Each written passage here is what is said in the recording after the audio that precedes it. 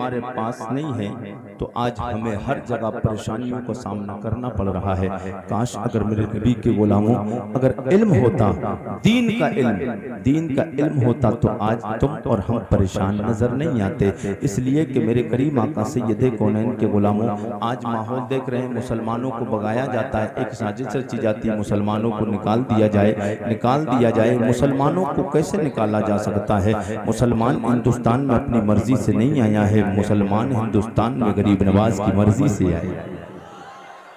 गरीब नवाज की मर्जी से आया है, मुसलमान गरीब नवाज की मर्जी से आया है। हाँ, मैं एक फिक्र देकर जाता हूँ, मैं कहता हूँ कि हम बड़ी आसानी के साथ चले जाएंगे, मगर शर्त यह है कि गरीब नवाज से हिंदुस्तान को निकाल दिया जाए। मगर अल्लाह का शुक्र है गरीब नवाज को हिंदुस्तान से नहीं निकाला जा सकता है, क्योंकि गरीब नवाज अपनी मर्जी से आते तो हो सकता था जा सकते थे। गरीब नवाज अपनी मर्जी से नहीं, गरीब नवाज उसकी मर्जी से आए हैं जिसके सदके में अल्लाह ने कुल कायनात को बनाकर कुल कायनात का मालिक मुख्तार बना दिया। सुभान अल्लाह। कुल कायनात को बनाकर कुल कायनात का मालिक को मुख्तार बना दिया है। और ये हिंदुस्तान इतना अजीम मुल्क है, हिंदुस्तान कोई मामूली मुल्क नहीं है। हिंदुस्तान वो मुल्क है कि जिसमें इंसानी सिलसिला जब जारी हुआ ना, अल्लाह की मशीयत, अल्लाह ने चाहा कि इंसानी मखलूक को दुनिया में बनाए, पैदा फरमाए, तो सबसे पहले आदम अलैहिस्सलाम को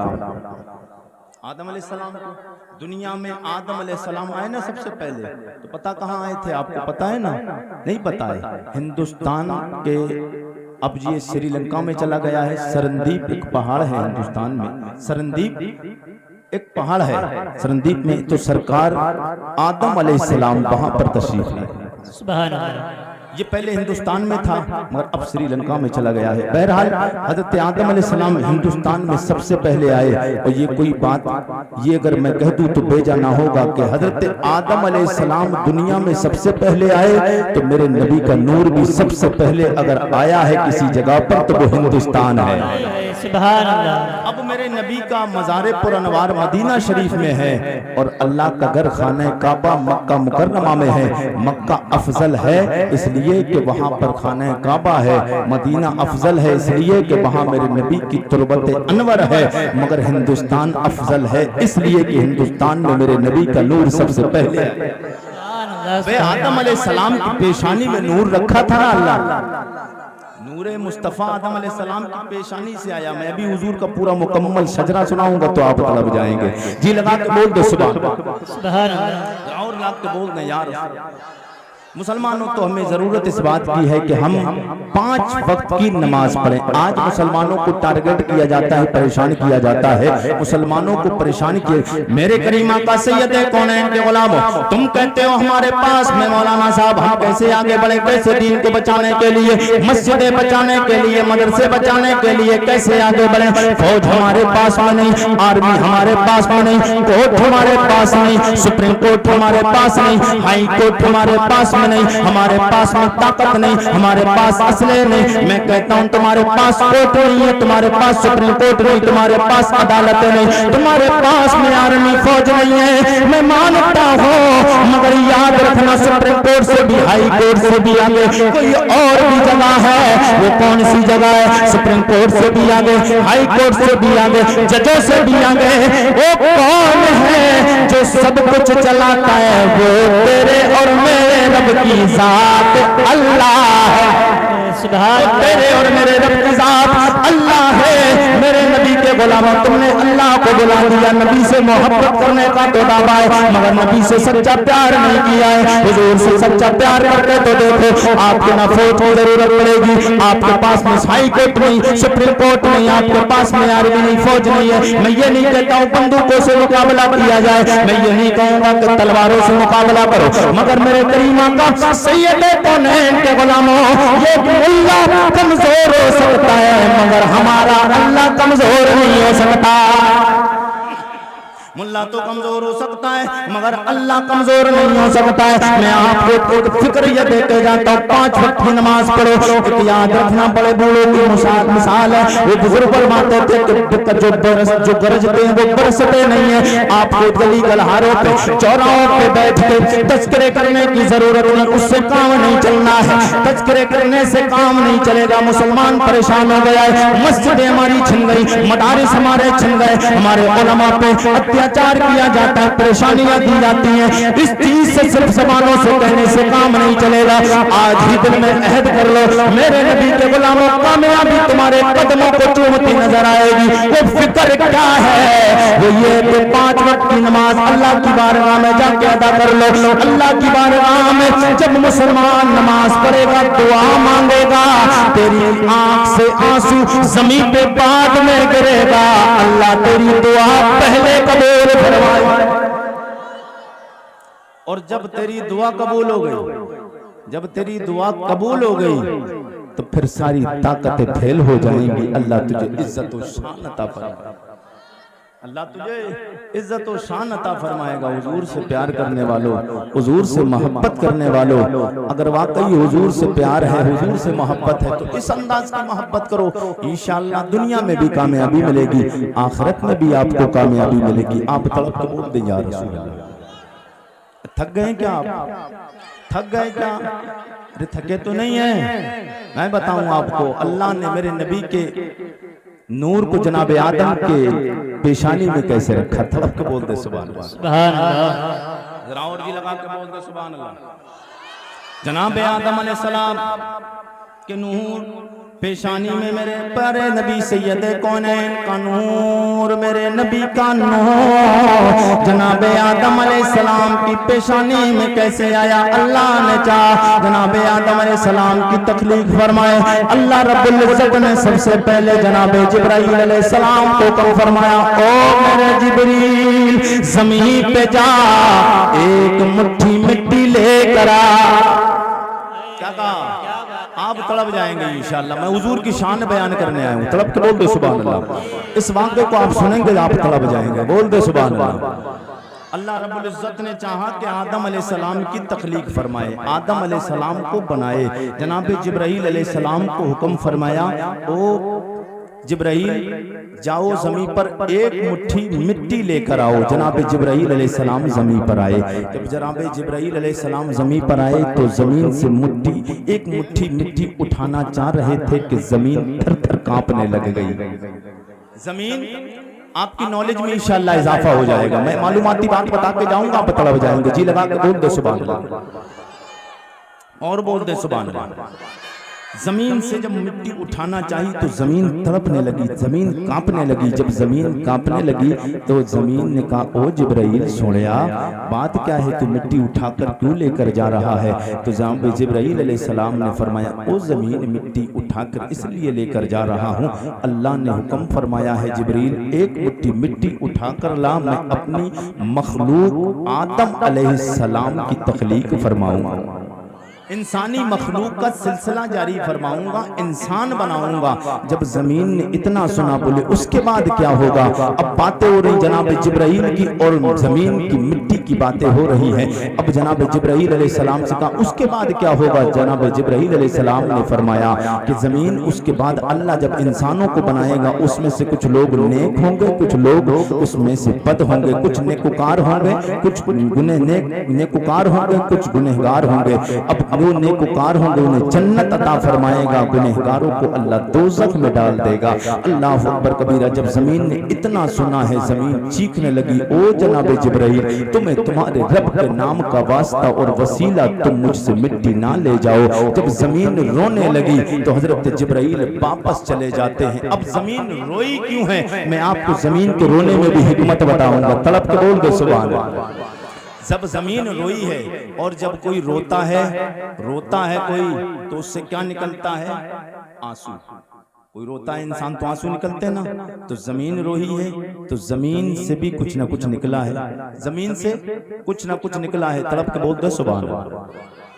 और जी लगा के बोले सुभान अल्लाह। मेरे करीमा का सैयद कौनैन के गुलाम जनाब जिब्राइल वापस चले गए, अल्लाह का नाम का जब वसीला दिया जमीन ने वापस चले जाते हैं। जमीन हजरत जिब्राइल अलैहिस्सलाम गए, मेरे मौला जमीन कांपने लगी, तेरे नाम का वास्ता और वसीला पेश किया, मैं वापस आ गया हूँ।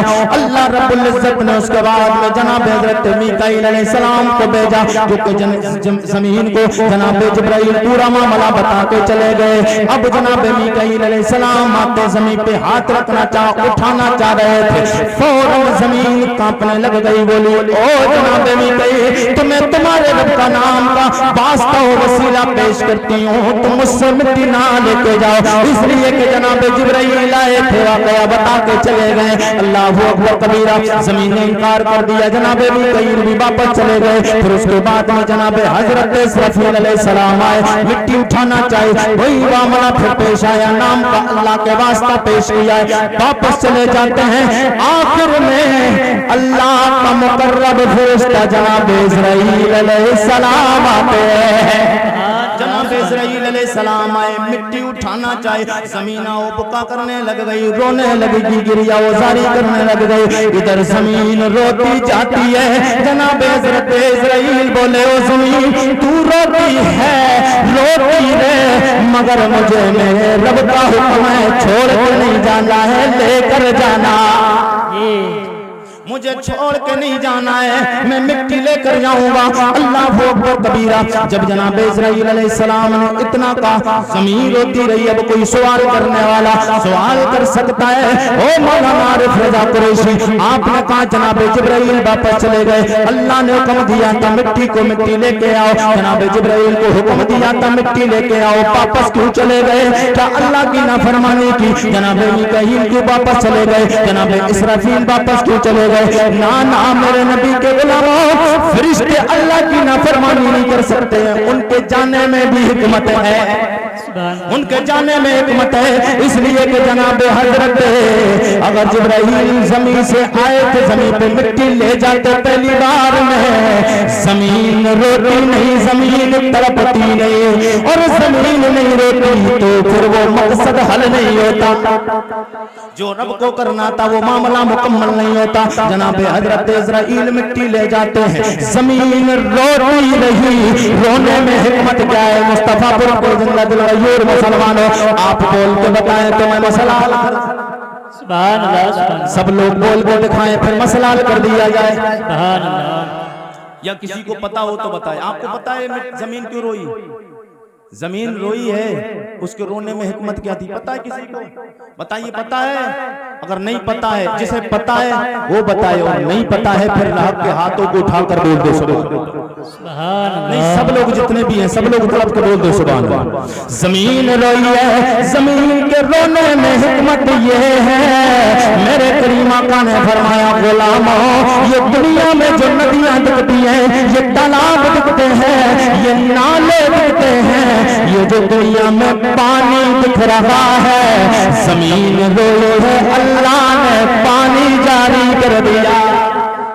अगर जमीन नहीं रोती तो पानी कहां से आता? अल्लाह अकबर कबीरा। जनाब जिब्राइल इस्राईल अलैहिस्सलाम मिट्टी ले जाकर रब की बारगाह में पेश करते, अल्लाह ने हुक्म फरमाया जाओ ओ मेरे मलाइका, अब इस मिट्टी को गूंदना शुरू कर दो, मिट्टी को गूंदना शुरू कर दो। जनाब आदम अलैहिस्सलाम की तख्लीक हो रही है, मिट्टी को गूंदना शुरू कर दो। कुछ कहते हैं कि नबी कौनैन के गुलामों, मैं जिस पॉइंट की तरफ आपको लेके आना चाह रहा हूँ इंशाअल्लाह आप तड़प जाएंगे।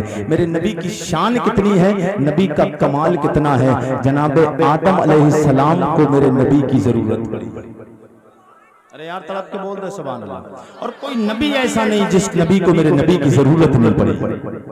हाँ, कोई एक नबी नहीं। वो लोग कहते हैं कि नबी की हमें जरूरत नहीं। अब मैं कहता हूँ तेरी क्या बेसात है, तुझे नहीं पड़ती है तो तू अपना अलग काम कर। हमारा अकीदा ईमान ये है कुल कायनात को मेरे नबी की जरूरत है, क्योंकि वो नबियों में रहमत लक़ब पाने वाले, वो नबियों में रहमत लक़ब पाने वाले, मुरादें गरीबों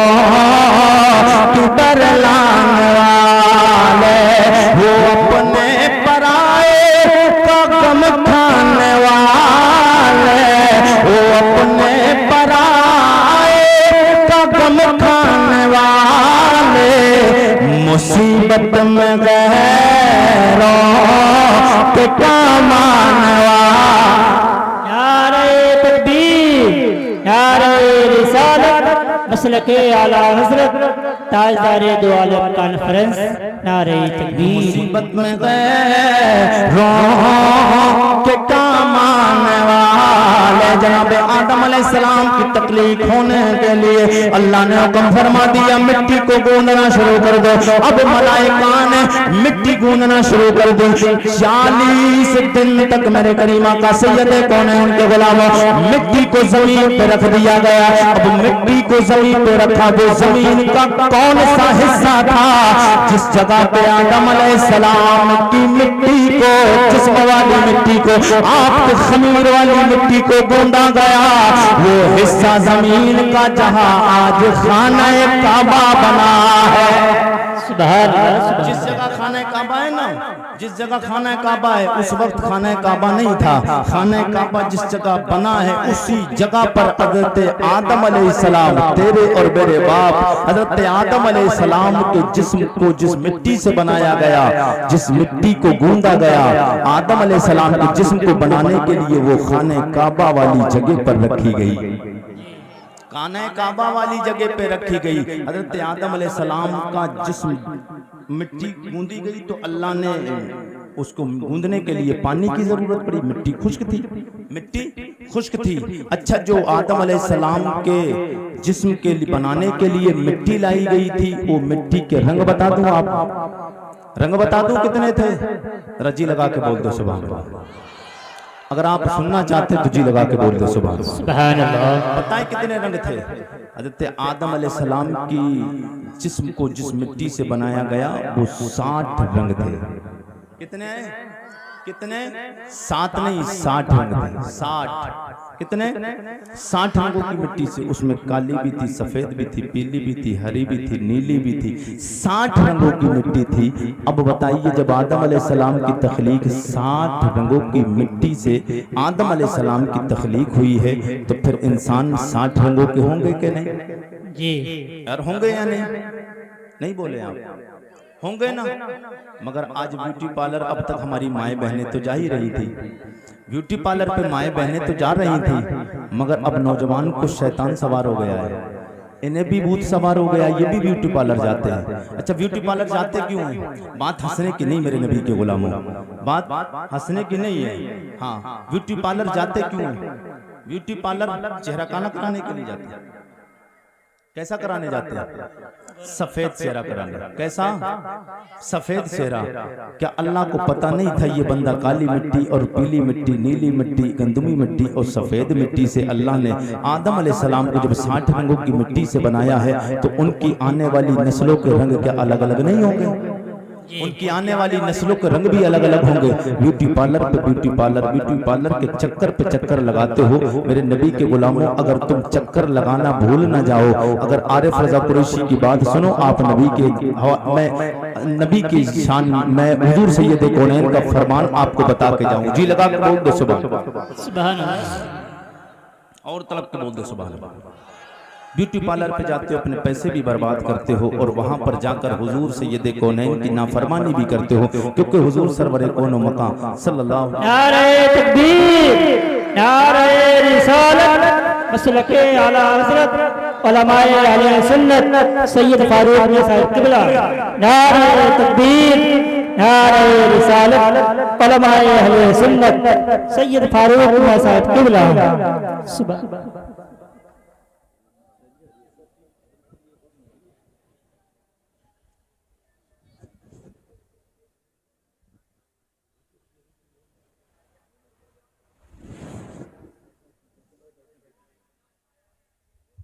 आप अपने माथे की निगाहों से देख रहे हैं कि हज़रत अल्लामा मौलाना सैयद फारूक मियां साहब के बिला दामत बरकातुहू कुदसिया तशरीफ ला चुके हैं। आप हजरत के चेहरे की जियारत करें और अपने नेकियों में इजाफा करें। तलब के बोल दें सुभान अल्लाह।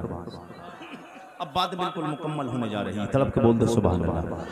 कितने रंगों की मिट्टी थी? 60 रंगों की मिट्टी थी। तो इंसान भी अलग अलग होना है, लेकिन नुस्खा ये है, आप ब्यूटी पार्लर पर ना जाएं तो कोई कहेगा मौलाना साहब अगर ना जाएं तो फिर चेहरा चमकता नहीं है, बात बनती नहीं है। तो कुरैशी आपको नबी के हवाले से एक पैगाम दे के जाएगा। जी लगा कर बोल दो सुभान अल्लाह। मेरे करीमा का सैयद कौन है के गुलाम, ब्यूटी पार्लर पे जाने की जरूरत नहीं, क्रीम लगाने की जरूरत नहीं, पाउडर लगाने की जरूरत नहीं है। फिर आप लोग फिर हुस्न कैसे आए, चेहरे पे नूर कैसे आए?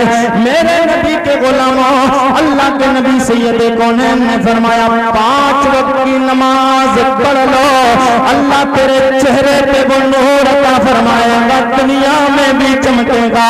तेरी कब्र में उस नूर की वजह से पेशानी पे अल्लाह वो चमक अता फरमाएगा, तेरी कब्र रोशन हो जाएगी और कब्र भी रोशन होगी, मैदान महशर में जाएगा।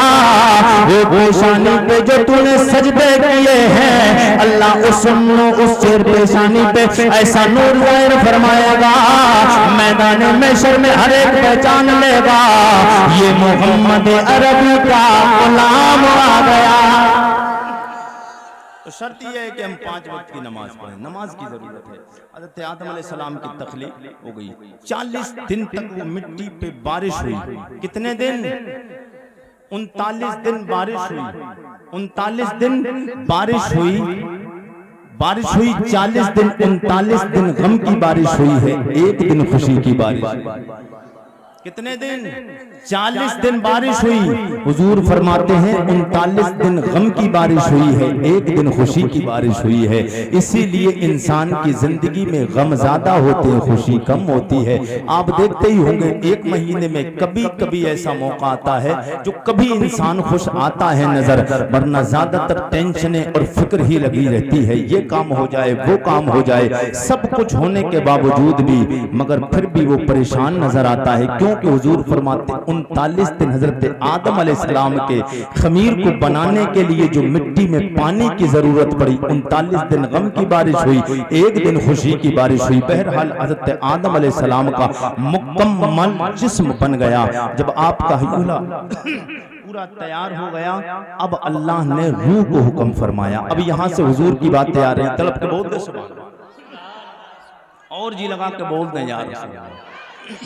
मैं बताना चाहता हूँ हुजूर का नसब और हुजूर की शान क्या है। जी लगा के बोले सुभान अल्लाह। मगर ये सारी बातें आएंगी कैसे? जज्बा नबी के सहाबा वाला, हुजूर से मोहब्बत आएगी कैसे? ये जब आएगी जब आपने कुरान पढ़ा होगा, आपके बच्चों ने कुरान पढ़ा होगा। ये तब आएगा जब आपने, आपके बच्चों ने नबी की हदीस पढ़ी होगी। इसलिए कि नबी की हदीस भी सच्ची है, रब का कलाम भी सच्चा है। न रब का कलाम झूठा हो सकता है, न नबी की हदीस झूठी हो सकती है। तो जब नबी की हदीस और रब का कलाम झूठा और गलत नहीं हो सकता है, तो फिर आप रब के कलाम की तिलावत करें। जब रब का कुरान पढ़ेंगे, और कौन सा रब का कुरान, कौन सा रब का, कौन सी नबी की हदीस, नबी का कौन सा कलाम? शायर कहता है कौल नबी कौल खुदा फरमान न बदला जाएगा, है कौल नबी कौल खुदा फरमान बदला जाएगा, बदलेगा ज़माना लाख मगर बदलेगा ज़माना लाख मगर, कुरान बदला कुरान बदला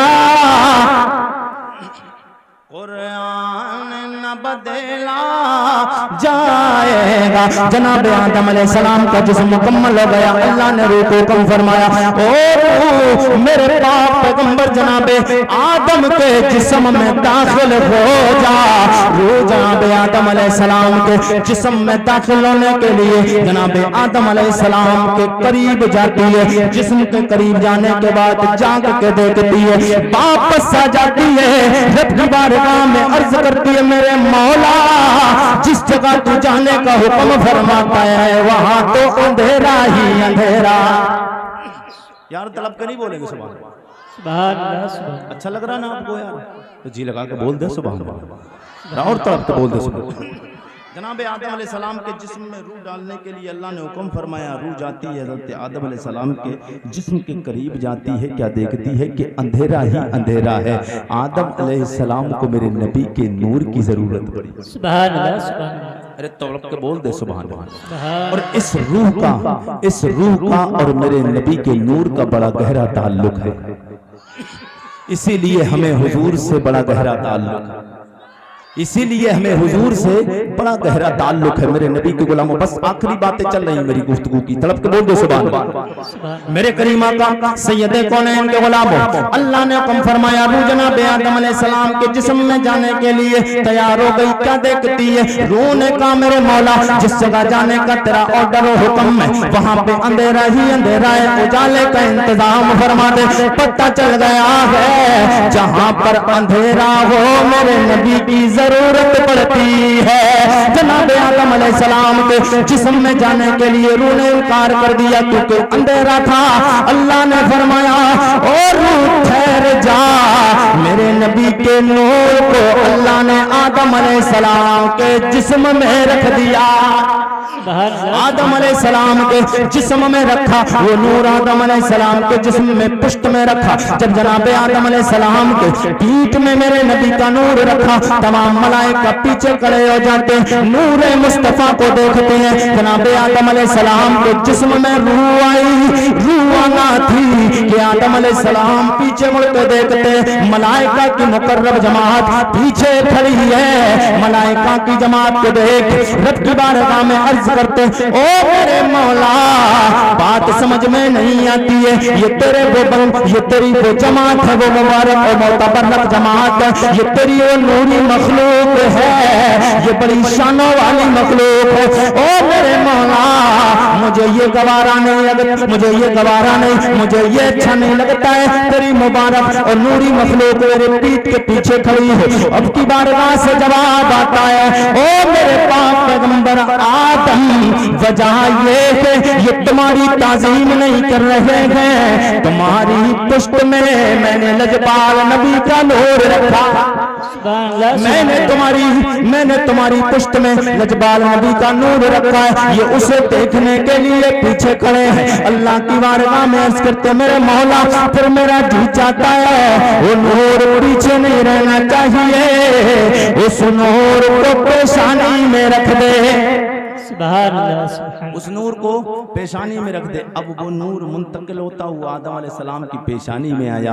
अब जब पेशानी में आया तमाम मलाइका जो पीछे खड़े थे वो सामने आ जाते हैं। जब सामने आए तो फिर हजरत आदम अलैहिस्सलाम के दिल में ख्याल आया यार कोई शायद लजपाल है, कोई ज्यादा शानों वाला अल्लाह का कोई खास है कि जिसकी वजह से जिसके नूर को जिसको देखने के लिए मलाइका पीछे खड़े रहे।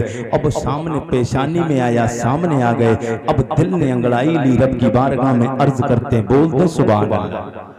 रब की बारगाह में अर्ज करते मेरे मौला मेरा भी जी चाहता है उसी नूर को मैं भी देख लूं, जिस नूर को मलाइका पीठ में तूने रखा तो मलाइका देखते रह गए।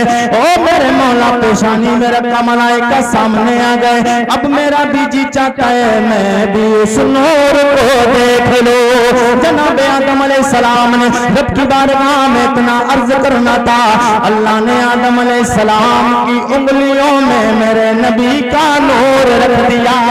सुभान अल्लाह, सुभान अल्लाह, जिंदाबाद या रसूलुल्लाह, जिंदाबाद जिंदाबाद, सुभान अल्लाह। अब नूरे मोहम्मदी आदम अलैहिस्सलाम की उंगलियों में आया तो हजरत आदम अलैहिस्सलाम ने उन उंगलियों को चूमा भी है और आंखों से भी लगाया। अब कोई अगर पिलपिला सवाल कर दे कभी, मैं इस वक्त पे इधर उधर की बातें नहीं करना चाहता हूँ, अगर कोई पिलपिला सवाल करे कि ये अंगूठा क्यों चूमते हो तो फिर तुम कहना जवाब हमसे ना पूछ। अगर अंगूठा पूछने का, अगर अंगूठा चूमने और आंखों से लगाने का सवाल करना है तो मुझसे सवाल ना कर, सवाल तेरे और जो मेरे भी बाप हैं, जो तेरे भी बाप हैं, आदम अलैहिस्सलाम से जाकर सुभान अल्लाह, आदम अलैहिस्सलाम से जाकर कर आदम अलैहिस्सलाम तक वो पहुंच नहीं सकता है। जी लगा के बोल दे सुभान, सुभान अल्लाह, और तड़प के बोल दे सुभान।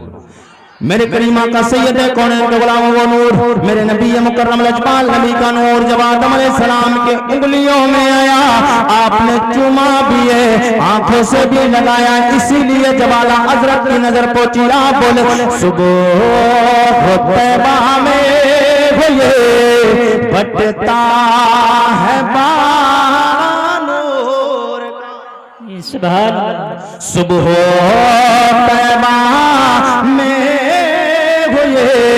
बटता है बाड़ा नूर का, सदका लेने नूर का आया है ता।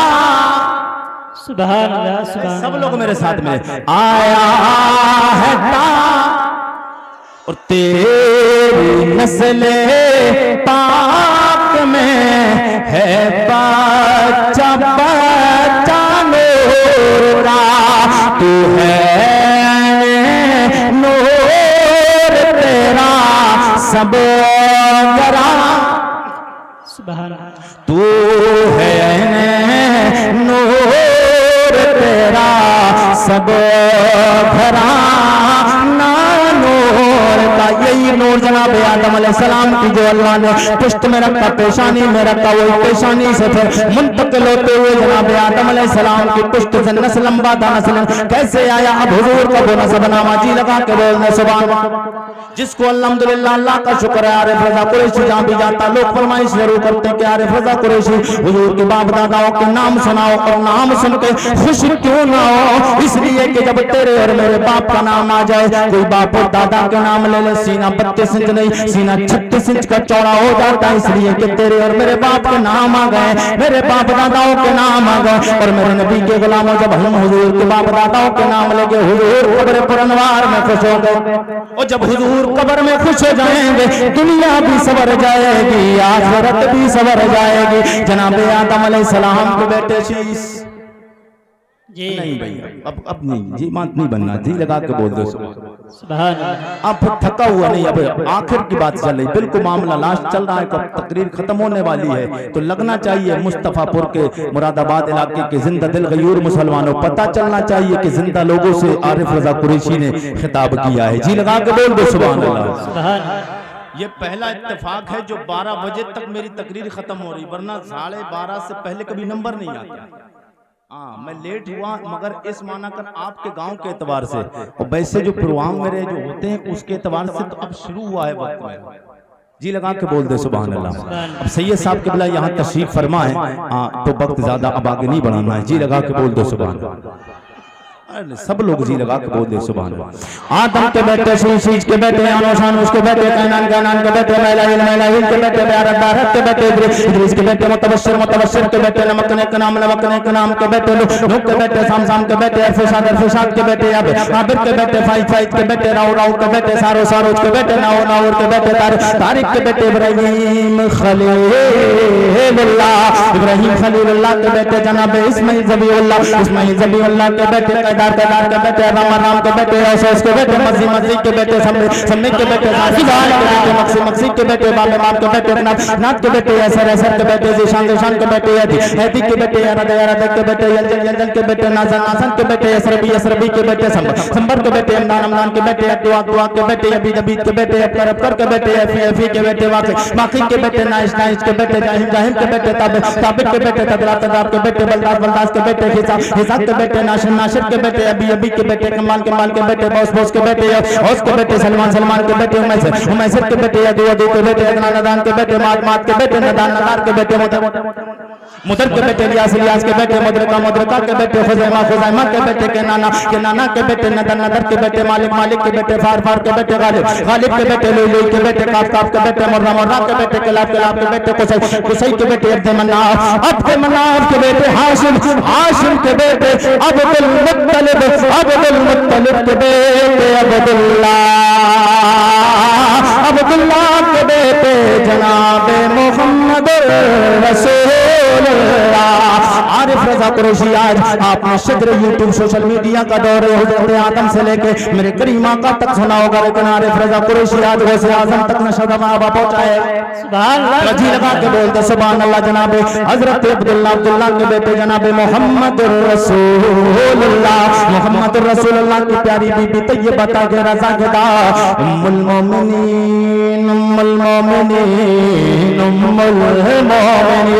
जनाबे हजरत खदीजतुल कुबरा की प्यारी बेटी तैयबा के रजा के दा खातून जन्नत फातिमा ज़हरा के प्यारे शौहर नामदार हैदर करार फातह खैबर मौला अली शेर खुदा मौला अली के प्यारे बेटे बड़े बेटे का नाम जनाबे हजरत इमाम हसन, दूसरे छोटे बेटे का नाम इमाम हुसैन। मौला अली के बारे में शायर ने कौन मौला अली कलम उठा लिख दिया फिजाए तहर में सारा अली का है फिजाए तहर में सारा अली का है जे समत देखता हो नजारा नजारा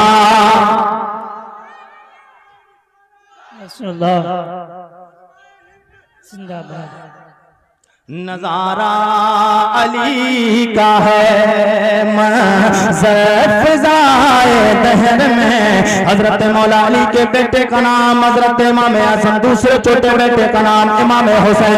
शायर ने जब इमाम हुसैन की शान देखी कलम उठाए लिख दिया या हुसैन इब्ने अली तेरा ज़माना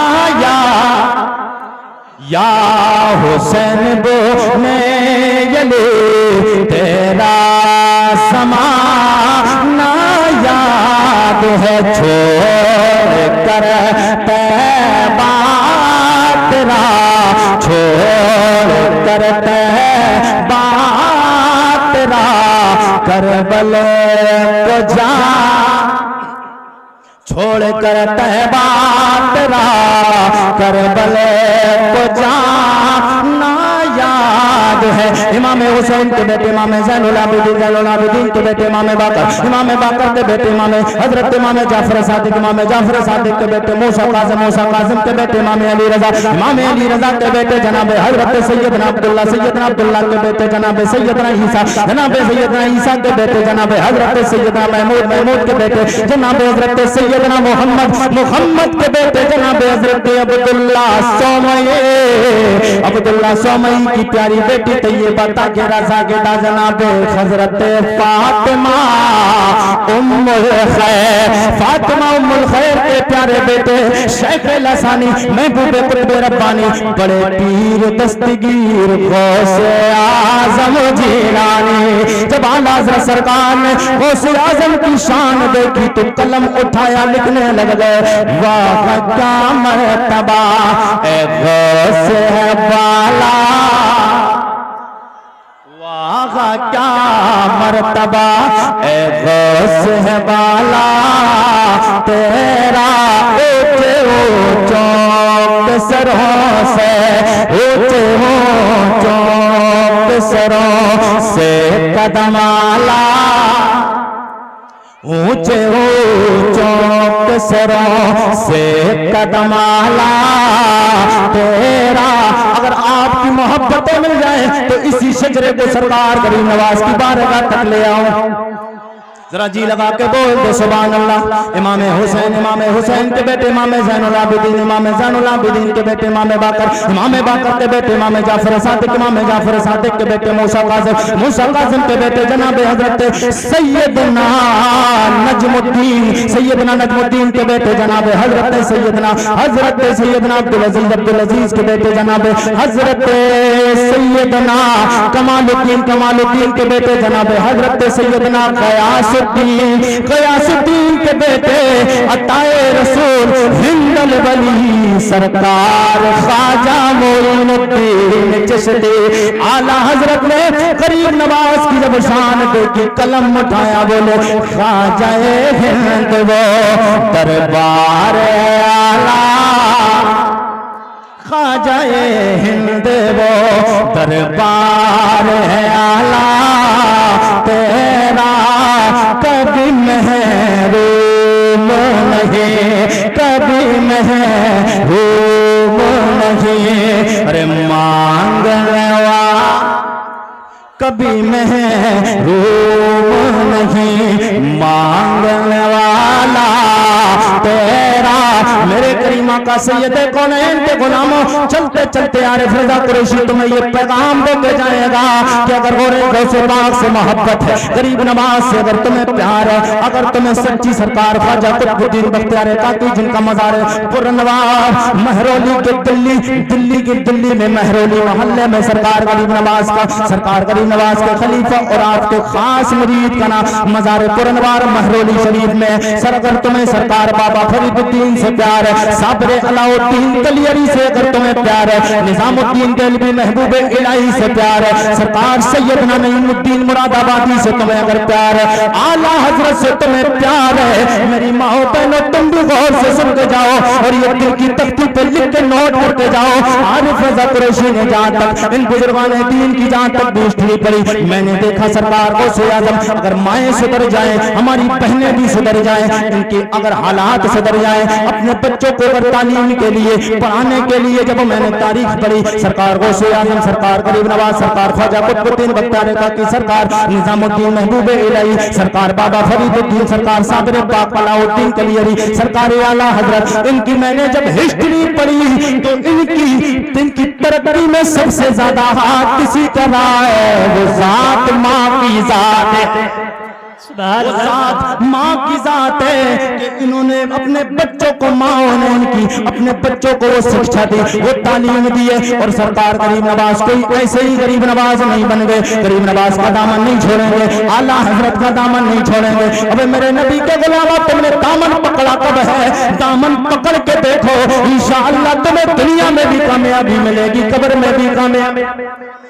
में भी तुम्हें कामयाबी मिलेगी मैं एक बात बड़ी तेजी के साथ बता दूं सरकार गरीब नवाज की शान कैसे गरीब नवाज हिंदुस्तान में ये तो सबको पता है हर एक ये कहता है कि हम कैसे चले जाएं जब गरीब नवाज ने हमें बसाया है हम कैसे चले जाएं कभी ये तो देख लो गरीब नवाज ऐसे ही गरीब नवाज नहीं बने गरीब नवाज की माँ वो है मैंने तारीख पढ़ी है रिवायत बयान करने वाला रिवायत बयान करता है मौलिक जब लिखने वाला तारीख लगता है तो वो बताते हैं वो गरीब नवाज हैं जो आपकी माँ की कभी तहज्जुद की एक वक्त की नमाज भी कभी कज़ा नहीं एक दिन भी आपकी तहज्जुद की नमाज भी कज़ा नहीं हुई और जब गरीब नवाज की एक वक्त की माँ की तहज्जुद की नमाज जब कज़ा नहीं हुई तो अल्लाह ने कमाल दिया गरीब नवाज को पूरे हिंद का राजा बना दिया ऐसे ही नहीं बने सरकार साबरे पाक अलाउद्दीन कलियरी अगर मैं एक एक वली पे बोलूंगा तो वक्त बहुत ज्यादा लगेगा अब बात इधर उधर नहीं करना है हाँ बात को लंबा नहीं करना अब जी लगा के बोल तो बस बात खत्म हो रही जी लगा के बोल दो सुबह इन बुजुर्गान दीन से अगर सच्चा प्यार है और सच्ची मोहब्बत है तो मेरे नबी के गुलामों एक पैगाम कुरान की तालीम कुरान पढ़ाओ मैं बहुत ज्यादा वाकयात अगर आपको बताऊं तब भी वही असर होगा बस ये समझिए कि ये जितने भी अल्लाह वाले हैं पहले इन्होंने इल्म को सीखा है इन्होंने सबसे पहले इल्म सीखा है तब उसके बाद पूरी दुनिया पे राज करते हैं आज दुनिया इनको जानती है इसलिए जानती है कि इन्होंने कुरान की तिलावत की है नबी की हदीस पे अमल किया है नबी की हदीस जब पढ़ोगे तब फिर आप भी अमल करोगे कुरान पढ़ोगे तब वो आपको फायदा देगा कुरान पढ़ो नबी की हदीस पढ़ो क्योंकि जो नबी से प्यार करता है वो नबी की हर अदा को अपनाता है और मेरे नबी का बस चलते चलते एक शेर समात कर ले जी लगा के बोल दो सुभान अल्लाह और तब के बोलते यार रसूल मेरे नबी ये कौन है सैयद कौन है उनके गुलाम मेरे आका हुजूर से मोहब्बत करने वालों कैसा प्यार करके जाओ ये समझते हो आप मुस्तफापुर के जिंदा दिल गयूर मुसलमानों आपका अकीदा और ईमान शायद ये आप समझ बैठे कि हम हुजूर से जितना प्यार करते हैं और कोई नहीं करता है।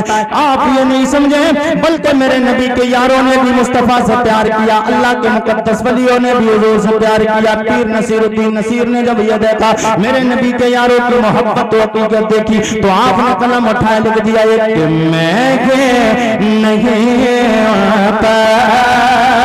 कुर्बान समाना है। जो काम मुफ्ती सलमान अजहरी करके दिखा रहे हैं वो काम तू भी कर सकता है, वो काम मैं भी कर सकता हूँ। मुफ्ती सलमान अजहरी के ना घर को कब्जा किया गया था, ना कोई बिल्डिंग खसाई गई थी, ना उन्होंने कोई जमीन जायदाद पे हमला किया, न किसी ने उनकी जमीन छीनी थी। इसलिए नहीं बोले कि उनकी जमीन किसी ने छीनी है, उनके मकान को किसी ने हमला किया है, ना ना, तो इसलिए बोले हैं नबी की शरीयत पे हमला हुआ है, नबी की शरीयत को छीनने की बात आई है, इसलिए बोले। तो ऐसे कितने लोग पैदा हो सकते हैं, मगर बात क्या है, तुम पैदा तब हो गए जब तुम्हें नबी का, नबी कौनैन की हदीस याद होगी, जब अल्लाह का कलाम याद होगा, जब तुम्हें नबी से प्यार होगा, अल्लाह के मुकद्दस कलाम से मोहब्बत होगी। कि अल्लाह के कलाम पे कोई उंगली उठाए वो उंगली को काट दिया जाएगा, जो जबान खुले उस जबान को काट दिया जाएगा, जो आंख अगर चले उस आंख को निकाल कर बाहर किया जाएगा। इसलिए कि ना हम किसी के मजहब को टारगेट करते हैं, ना हम किसी की किताबों को हम टारगेट करते हैं। तो जब हम किसी पे उंगली नहीं उठाते फिर किसी को हक ये नहीं बनता है वो मेरे नबी की शरीयत में मुदाखलत करे, मेरे नबी कौनैन के दीन में मुदाखलत करे, तो फिर हमें नबी से प्यार कैसा करना हो कि मैं नहीं कुर्बान समाना है, एक मैं नहीं कुर्बान समाना है। जो रब दो आलम का, जो रब दो आलम का महबूब यगाना है, कल से हमें जिसने खुद पार लगाना है। कोई जिस चीज का अकीदा ये कि मेरे नबी हमें पुलसरात से पार फरमाएंगे, वो पुलसरात जो बाल से ज्यादा बारीक तलवार से ज्यादा तेज है उससे गुजर के जाना है, फिर उसके बाद में जन्नत मिलेंगे। कल पुल से हमें जिसने खुद पार लगाना है, सहरा का वो बाबा है, सहरा का वो बाबा है, हसनैन का नाम, सहरा का वो बाबा है, हसनैन का नाना है। मा आता कुम रसूल फखुज़ूहु व मा नहाकुम अन्हु फंतहू। मेरा नबी जो तुम्हें दे वो ले लो, और जिससे मेरे नबी ने तुम्हें रुकने का हुक्म फरमाया है उससे रुक जाओ। अल्लाह ताला इस जिक्र नूर को अपनी बारगाह में कबूल फरमाए। परवरदिगार अपने नबी के सदके में इस जिक्र नूर को अपनी बारगाह में परवरदिगार कबूल फरमाए। मेरे कहने में आपके सुनने में लफ्ज़ खामियां हुई हों, अल्लाह ताला अपने नबी के सदके में माफ़ फरमाए। तमाम लोग एक बार तौबा करें, अस्तगफिरुल्लाह रब्बी मिन कुल्लि ज़म्बिन व अतूबु इलैह। कलमा शरीफ का विर्द करने ला इलाहा इल्लल्लाह मुहम्मदुर रसूलुल्लाह। रहा गुलशन तो फूल खिलेंगे, रही जिंदगी इंशाअल्लाह। फिर मिलेंगे। अस्सलामु अलैकुम व रहमतुल्लाहि व बरकातहू।